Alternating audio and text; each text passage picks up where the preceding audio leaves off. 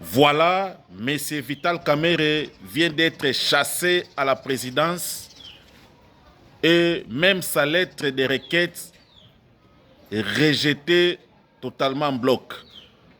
Mbote, Mbote, Balandi nyonso ya Yves Mukenge TV.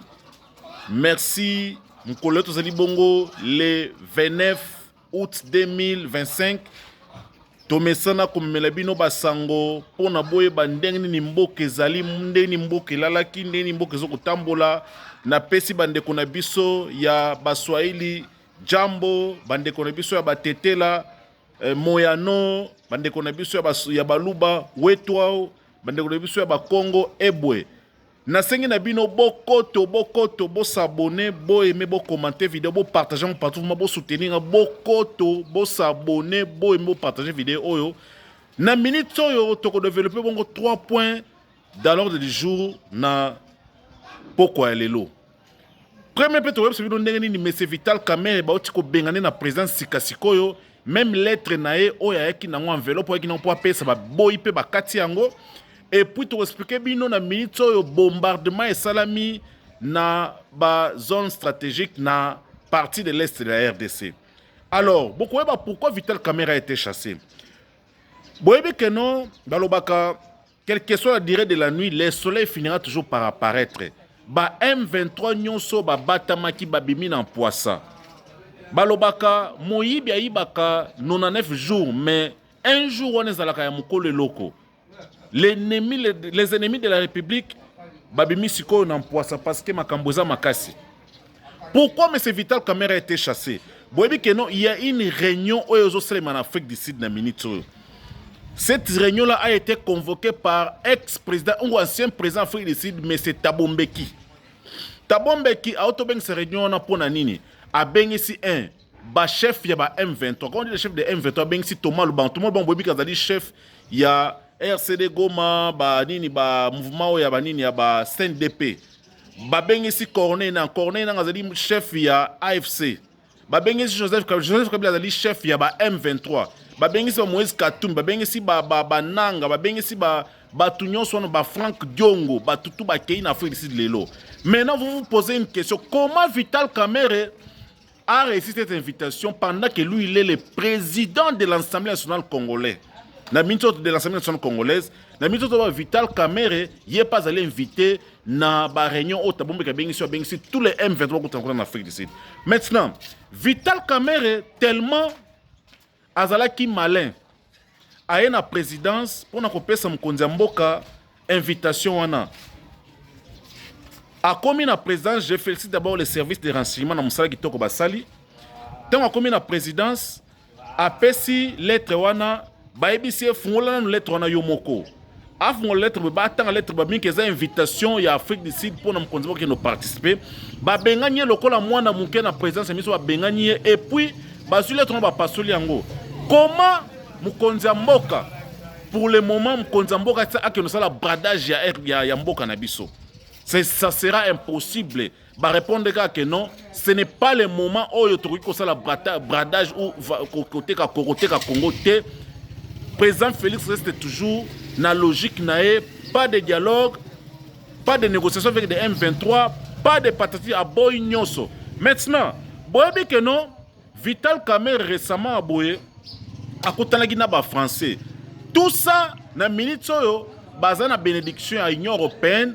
En plus, France, parce que l'Union européenne est chapeautée par la France. Maintenant, Vital Kamerhe, le col de la présidence, Sonia Kangi et Makasi Abimi na présidence, Azaye mon côté, Bazali Wanana Mbongo. Maintenant, vous me posez une question. Mbongo, comment il s'est retrouvé là-bas comme étant chef de Barabé pendant que Azali cardinal na Katsa Congo Awa? Babeng Sambo, Nina Chole, na Utembi. Vous voyez maintenant que non? Ba M23 ba mis en poisse, ba yeba ida en poisse que no bangonde bazo combattre la République démocratique du Congo. Peuple congolais to funga miso za la vigilance mboka na biso. Na mito alerte rouge ezali. Maintenant vous bokoye ba comment ambongo akenda ikuna. Ambongo rôle les ni ambongo rôle les zali que non. Ba oti ko les transactions à 100 millions de dollars na compte na e. Musali ambongo ba musala ambongo ba nosala ezali ya kozwa ko corrompre ba opposant nyonso o bazali na obédience na bango te po bandima po baluka moye basala bloc moko makasi. Alors bloc wana bakosala pona koluka moye ko faire partie de Tshisekedi na pouvoir en 2023. Il avait tenté de corrompre Jean-Marc Kabund. Malgré Jean-Marc Kabund ba dérapage na Jean-Marc Kabund aboyaki pona ko participer na réunion na bango wana lobi que non. Malgré tout, bah, dérapage Jean-Marc Kabund que non, la liste que moi je ne peux pas accepter, il y a que ça ma Kambaboué. A qui a tenté de corrompre Martin Fayulu à Boyi, a tenté de corrompre le docteur Mukwege. Maintenant, Ambon a joué un rôle très important dans la Katia Makamba Salawana, la campagne. Maintenant, moi j'alerte les services de renseignement, pour la vigilance, pour multiplier vigilance et puis Moussales dans la magasin pour contraindre Batunion so bazali koluka pona ko brader mboka na biso qui est la République démocratique du Congo. Mais Tabombeki, pourquoi Tabombeki a convoqué cette réunion? Local tu bete bien sur la fois passé que non, Bakare minier au Bakangaki, Tabombeki avait au moins plus de 180 carrés mina katamboka na biso. Tu sais que le local a lobby que NON a boy makambouana a kangi Bakare minier so mena Tabombeki local ba defaki ba mbongo. Ya ba multinationaux tel que Mo Ibrahim, Jean-Georges Soros, Bazé Belé. Maintenant, bon, on est kangi ba on singana kingo. Moi, est-ce que bazong sambo on est-ce que Tabombe ka bengi si batuna ba M23 no bazawa ba batune bazawa ba ke no kuta na réunion no ba comment il peut multiplier les stratégies comment ya ko longola Tshisekedi na pouvoir en 2028. Alors, nous allons koloba boy. Il y a des fonds aux alliés ko salema. Même si bino avant-hier que non. La France a déterminé, il y a tout pour y Tshisekedi bientôt, il va rencontrer le président Donald Trump pour signer un deal entre les Américains et la RDC pour un deal tellement minerai stratégique. Maintenant, bango bazo sala tout pour le président Tshisekedi na pouvoir pour na 2023 maintenant Kamer na 2028 s'il vous plaît. Maintenant Kamer son rôle azana rôle moto c'est bino ba M23 basé bien na l'Assemblée nationale. Ce qui vous a bonne mémoire Tabombeki ayaka bon en 2018 avant que le président Félix a au pouvoir. Avant le dialogue na Bakabila wa boya wa que nous allons pas dialoguer. Wana moment mandat bango zaki na suka pona koluka pe et sengala ki basala nini passation de pouvoir mais ba boya ka ko sololana Tabombeki. Mais aujourd'hui Tabombeki a convoqué réunion moko boya mabe pona ete aluka moyen yango ya ko diviser nini mboka na biso. Pour na ba intérêt bango privé le quoi ba kanga ba kare minde zo simba tinde moni mena aki ko bengisa bato mais boye ba pelo ko monke non et cause la grave pour na bango maintenant ce qui est grave maintenant ils ont des partenaires batunyo so ba bengiso ils ont des partenaires au ba tchembo ngwanje des partenaires que je peux citer il y a Mo Ibrahim il y a Jean Soros George Soros il y a Paul Kagame il y a Kakuta Museveni il y a Sassou Nguesso il y a président Ananio il y a Kenya ni William Ruto. Batonyo sona ba chembongo anje bazolu ka façon que bazo ba infiltrer opposition na biso basa la maman na bloc pote na 2023 sanini balongo la Félix na pouvoir. Le facilitateur de tout ça c'est M. Vital Kamerhe Lokanini Tatu Vitalo, les voleurs de la République démocratique du Congo. Peuple congolais, nous devons ouvrir nos yeux pour tuer bakina mito ndenge za boy. Bino bato boze la dialogue na Tshisekedi, il n'y aura pas les dialogues. Tshisekedi a une mission, Tshisekedi sera au pouvoir jusqu'à ce qu'il va finir la guerre de l'Est. Pourquoi faire un dialogue avec des choses comme ça? Pendant que quelqu'un, il est en plein de son mandat, comme ça, dialogue pour Nanini. Et moi, c'est le peuple qui a blague exacte, tous à la hygiène, tous à la vision, tous les gens vis-à-vis de tout le monde. Parce que Banguna, on a balingi, tembo, cannabis, sanini, et marché. Bah, le monde déjà que non, de loin. Congo nengo za la lobby Congo nengo développer lobby ne bazul ka façon yango ya ko chat trouble na nini po ba exciter peuple la un peuple banda ba marche ba nini pona ko lobati Tshisekedi 2028 asa nini atika pouvoir kende. Moi je vous dis Tshisekedi avant qu'il quitte le pouvoir il faut que Kagame longo na pouvoir Museveni longwa Paul Biya longwa Sassou Nguesso longwa. Tous ces mondes-là qui ont dirigé le pays pendant 30 ans, 35 ans, ils doivent quitter le pouvoir quitter. Parce que ici, nous avons la guerre. C'est lui qui a maîtrisé cette guerre pour que c'est grâce à son excellence Félix Antoine Tshisekedi Tshilombo. On ne peut pas accepter que non, pendant que Félix Antoine Makassi, il y a des M23. Tant que M23 dans maintenant, vous avez vu comment M. Vital Kamerhe est humilié.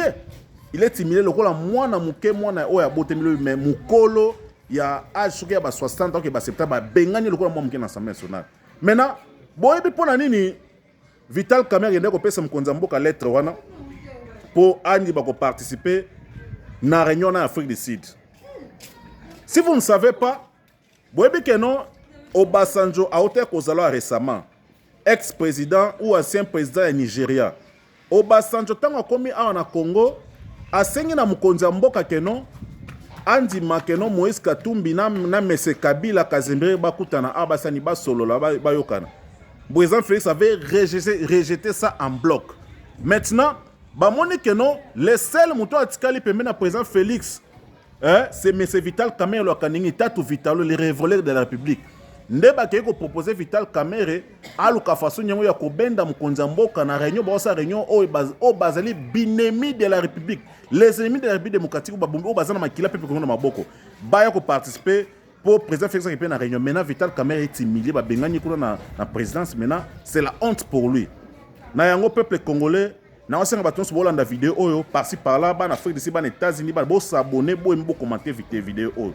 Ba vidéo abo na sala yango pour que pour nos informations information brite et c'est pas na bomba yango. Alors maintenant deuxième partie émission Sobeto lobela makambo Itali Est. Bobi ke lobby ouvira en tout cas ba M23 bazwa ki ya ba makambo ba bombarder ba zone stratégique et pas ba Wazalendo en tout cas ba Wazalendo bravo na ba FARDC ba ça musala kitoko na Est.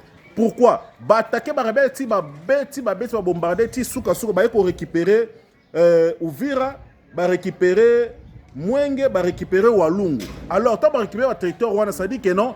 Uvira est frontière na Burundi. Alors, boy ba ce qui ba M23 ba récupérer Uvira, c'est-à-dire que non, ba ko kota directement na na Burundi et puis il y aura une crise économique. Objectif c'est le quoi ba moni que non. William Ruto nani Ndayishimiye s'il vous plaît azali président actuel ya Burundi azali pro azo travailler na Félix en collaboration bazolu ka façon nyango ya ko éliminer pour ceux qui ba éliminer ba yemba mo ba koti na Kalemi na Katanga po basani ni ba koti pe na Congo basani balongo président Félix na pouvoir maintenant y'a moni ba wasani ba multiplier force na bango ba beti ba bombarder même ba zone stratégique aux ba minière stratégique ba bombarder kuna les ba récupérer Uvira ba récupérer Walungu ba récupérer pe na Mwenge na minto bo ezana maboko ba Wazalendo et puis ba eloko moko non lokola déjà ba récupérer loko wana ba M23 ko soko ma place on a et puis on in directement Burundi ça parce que bazaki na posa ba attaquer l'économie à Burundi pour ça nini ba renverser l'économie à Burundi. Alors peuple congolais je crois que non biso musabi so dit quoi to ki mabe to ekoloba oya malamu to ekoloba pour na encourager mokonzi mboka ndenge za boye. Il ne peut pas accepter le dialogue avec les M23 parce qu'il est encore dans son mandat. Quelqu'un qui a un mandat de 5 ans, il faut renouvelable. Bozo le dialogue na katikati ya mandat pourquoi pour attirer nos pouvoirs. Et puis pour que non les Français bazana bachembongo ebele. Je vous ai dit que non en bongo batindele mbongo plus de 100 millions de dollars pour na corrompre ba opposer ba ça la bloc. L'église catholique, moi je ne suis pas contre l'église catholique, et c'est l'église mais ce que j'ai dit animateur l'église catholique tel que M. Mbongo et Chole et Utembi bazali ko sala musala malamu te pona l'église na bango to beloko wana. Alors chef de l'état Félix Antoine Tshisekedi restez vigilant. Peuple congolais botika distraction mamba Constant Mutamba c'est un petit monsieur dossier c'est l'équipe ba gracier to ba sanité là état biso mais ce qui nous préoccupe c'est la République démocratique du Congo. Mboka eza menace bango na bino bo chaka mangasi pas conscience. C'est-à-dire ba otala ba osama ngamo pour le peuple pour le kamwe ba zo le biso ba parti de l'est ba le kamwe ba kanga yango. Total ande mboka na biso qui est la République démocratique to tika distraction que ote boyena boye. Na minto mboka eza menacé. Mboka eza menacé makasi na ba binemi baza na kata. Même ça bino la fois passée Congo azobunda 1 na ba grande puissance qui est l'Union européenne azobunda na ba pays région ya ba sous région azobunda na ba pays Union africaine azobunda pe na ba pays limitrophes azobunda na ba multinationaux et puis azobunda pe sous na ba quelques cadres bazana kota Congo ba M23 bazana kota ba institutions publiques c'est tel que l'Assemblée le Sénat tout ça. Alors esengeli to za la vision to soutenir mokonzi mboka pour être mabe comme na Congo te peuple congolais to za la vision. Je vous ai dit encore que non. La France, le col a comprendre que nos armes sont teka matenda zo ninga squat teka ba armes pour créer guerre na katia ba pays na biso région des Grands Lacs. okomona Rwanda to attaquer Rwanda to beta pena buru nani na Uganda Urundi pa kobunda pena Kenya, ça dit que non France lokola moni que non na monde nga teka ba ame po to bunda entre biso soit pays des régions des Grands Lacs. En tout cas peuple congolais ngai nazo sabino loko moko tozala ba vrai patriotes to linga mboka na biso vis-à-vis de tout le monde to tika distraction makambo ba constant mutamba wana eza ba distraction belé tozalanda parce que mboka na biso soki to perdre Congo tozala na mutu musu te ko ya pona ko zela biso Congo ezaka lokola yo za na lopango na bino eke mutu ya boto bino lopango bino boko movanda libana bozonga ba locataire tozaka na Congo, nous avons pas notre pays, nous devons aimer notre pays vis-à-vis de tout le monde. En tout cas pour nous battre sur balandi émission yo bo partager ngo bo aimer bo commenter bo s'abonner et puis na série de service na c'est bon continuer vigilant bo multiplier musala makas parce que ba rebelle bazali wana toujours et puis na ba M23 bazali wa mais c'est Vital Kamerhe bientôt il sera au boulevard des Allongés parce que émigration va s'aller en présence wana na zoya yango te ba benganye pe na ba lettres ba bengane et puis bimi libanda. En tout cas pour na bino ba balanda que émission cet après-midi na remercier bino pe à la prochaine émission pour continuer à soutenir journaliste Yves Mouken, communicateur de la République. Nous allons ensemble. Merci beaucoup et à la prochaine émission.